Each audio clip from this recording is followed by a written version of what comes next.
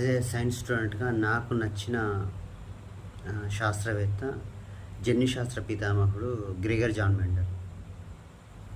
ఆయన బఠానీ మొక్కను ఎన్నుకుంటాడు ప్రయోగానికి. ఆ బఠానీ మొక్కను ఎన్నుకోవడంతో ప్రయోగం మొత్తం అయిపోతుంది.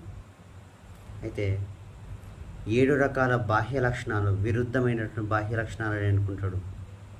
పొడవు మొక్క, పొట్టి మొక్క, గింజ యొక్క ఆకారం, రంగు, పరిమాణం, ఇలా 7 రకాల లక్షణాలను ఎన్నుకొని వాటి మధ్య పరిశీలిస్తాడు.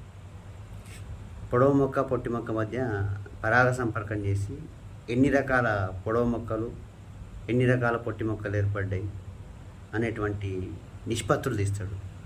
వాటి ఆధారంగా సూత్రాలను ప్రతిపాదిస్తాడు. ఒక బుక్ పబ్లిష్ చేస్తాడు. అతను చనిపోతాడు. అతను బ్రతికుండగా ఆయనను గుర్తించరు. ఒక 30 సంవత్సరాల తర్వాత ఒక 2 శాస్త్రవేత్తలు తిరిగి అతని పరిశీలనలను మళ్ళీ వెలుగులోకి తీసుకొస్తారు. అట్లా ఆయన జన్యుశాస్త్ర పిత అవుతాడు. ప్రయోగం చేయడానికి ఏ పరికరాలు ఉండేవి, జస్ట్ పొడవు మొక్క, పొట్టి మొక్క, వాటి మధ్య పరాగ సంపర్కం చేసి ఎన్ని పొడవు మొక్కలు వచ్చినాయి, పొడవు పొడవు, పొడవు పొట్టి, పొట్టి పొడవు, పొట్టి పొట్టి, ఇట్లా 4 రకాల మొక్కలు, అలా ఎన్ని తరాలు వచ్చినాయి, అన్ని తరాల లోపల ఒకే నిష్పత్తిలో వచ్చినాయి కాబట్టి వాటి ఆధారంగా సూత్రాన్ని ప్రతిపాదిస్తాడు. ప్రయోగం ఫెయిల్ అయ్యే సమస్య లేదు. స్టాండర్డ్ ప్రయోగం. జన్యుశాస్త్ర పిత అవుతాడు.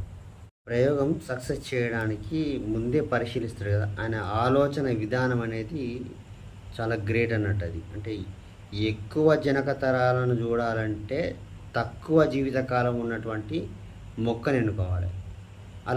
అలా పరిశీలించి ఒక బఠానీ మొక్కను ఎన్నుకోవడం గ్రేట్ థాట్ అన్నట్టు.